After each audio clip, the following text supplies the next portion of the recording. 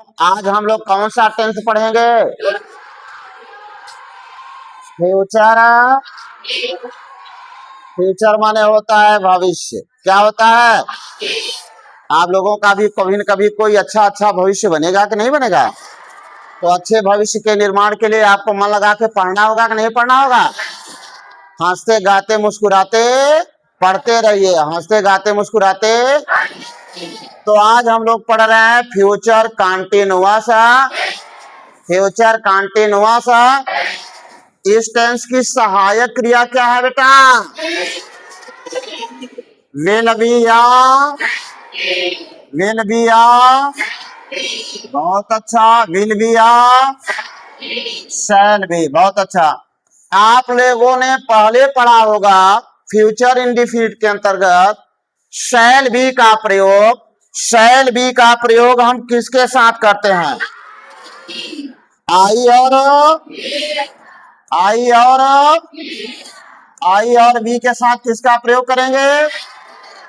शैल का प्रयोग करते हैं। और शेष जितने भी सब्जेक्ट होंगे, कर्ता होंगे, सबके साथ किसका प्रयोग करेंगे?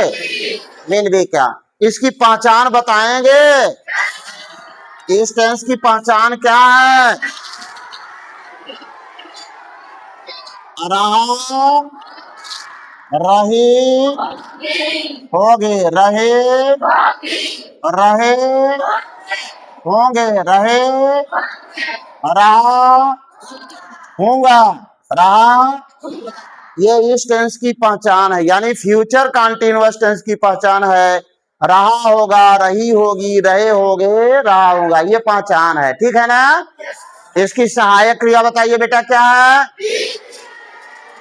विल बी या। बहुत अच्छा। शैल बी का प्रयोग किसके साथ करेंगे? आई और से सभी कर्ता के साथ विल बी का प्रयोग करेंगे। किसका प्रयोग करेंगे?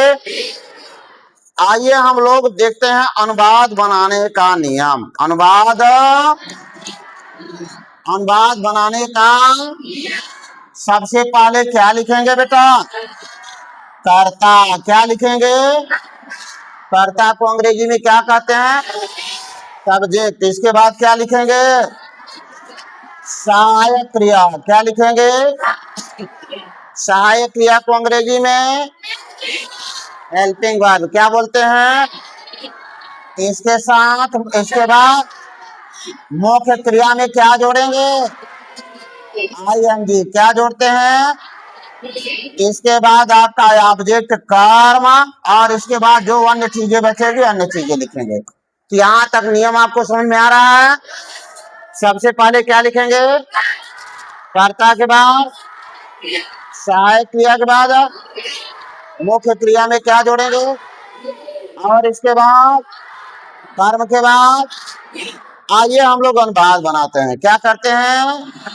अनुवाद बनाते हैं। अनुवाद बनाने का नियम देखते हैं। अनुवाद बनाते हैं। एक उदाहरण लेते हैं। एक उदाहरण लेते हैं। पहले नियम को हम ऊपर लिख देते हैं। सबसे पहले आप लिखेंगे कर्ता। क्या लिखेंगे? कर्ता। क्या लिखेंगे बेटा? कर्ता के बाद सहायक क्रिया, फिर मुख्य क्रिया में आईएनजी, फिर अन्य चीजें जो बची हुई है उसको देख लेते हैं। जैसे वह किताब पढ़ रहा होगा। वह किताब पढ़ रहा होगा। अब आप इसकी पहचान करिए। देखिए इस हिंदी टेंस के वाक्य में आप लोग देख रहे हैं कि इसमें रहा होगा है कि नहीं? रहा होगा अगर आया है तो यह किस टेंस का वाक्य है? फ्यूचर कंटिन्यूअस का। किसका है? पहले तो मैंने इसको पहचाना। पहचानने के बाद जब इसका नियम बनाते अनुवाद बनाते हैं तो सबसे पहले सब्जेक्ट खोजते हैं। सब्जेक्ट हमारा कौन है? वह। कौन है? वह हमारा कर्ता है। इसकी अंग्रेजी क्या होगे? वह हमारा कई वचन का करता है।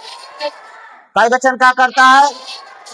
एक वचन। इसके साथ सहायक क्रिया विल। कौन सी सहायक क्रिया लगाएंगे? कौन सी सहायक क्रिया?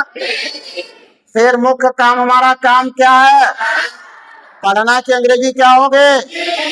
अरे रीड में क्या जोड़ेंगे, रीड में क्या जोड़ेंगे, हे। अब आपका यहां तक पहुंच गया, हे विल बी रीडिंग। अब क्या पढ़ रहा होगा, द बुक।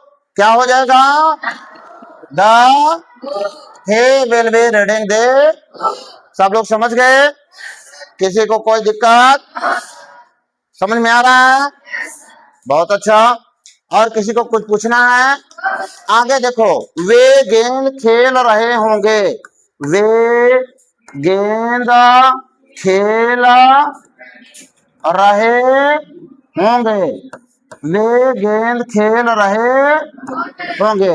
तो हमारा कर्ता कौन है बेटा, वे। कर्ता कौन है, अरे एक साथ बोलिए, आप लोग थक गए हैं क्या, हाँ तो बोलिए। लग रहा है गुजिया कम खाए हैं, होली के बाद गुजिया ढेर खाए हैं, तो बोलिए बढ़िया से।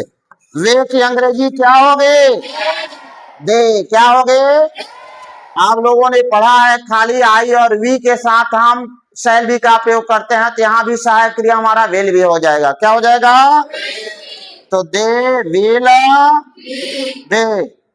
खेलना की अंग्रेजी क्या हो, प्ले। क्या हो जाएगा, प्ले। प्ले में क्या करेंगे, तो दे विल बी प्लेइंग। क्या खेल रहे हैं, playing they ball, they will be playing दे। समझ में आ गया। अब जिसके समझ में नहीं आया वो बता दे भाई, सब लोग समझ गए। अच्छा, जिन बच्चों के समझ में आ गया वो हाथ उठा दे, कितने बच्चे समझ गए, शाबाश, बहुत अच्छे। एक बार अपने लिए आप शाबाश ताली बजा ले, शाबाश ताली प्राण। ऐसा नहीं, ये पुटुर पुटुर वाला काम नहीं चाहिए, बढ़िया से बजिए, शाबाश ताली प्रारंभ।